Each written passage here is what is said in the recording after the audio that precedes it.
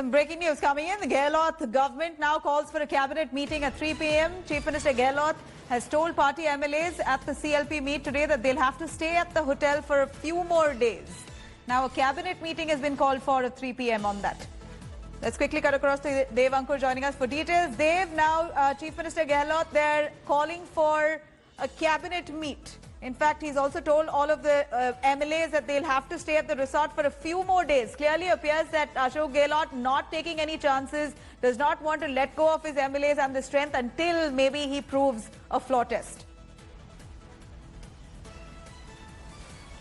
Well, that clearly seems to be the strategy at this point in time. Nabila, the latest information that we have is that Ashok Gehlot, the Rajasthan Chief Minister, has called in for a cabinet meeting at 3 p.m. today, and the meeting will not be happening at the hotel.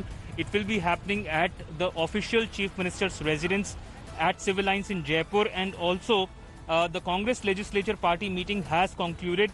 Ashok Gehlot has told party MLAs that they can have to stay for a few more days at the hotel. This clearly means that Gehlot wants to leave nothing to chance. He knows that there can be possible attempts at poaching of the MLAs, and that is why, to ensure that any outside possible attempt at poaching or horse trading is thwarted, and for that he has told MLAs that they can have to stay for a few more days at the hotel. But you know, everything may depend, or the next step from the Gehlot camp can depend upon the outcome of the court verdict or the court case that the Rajasthan High Court is currently hearing.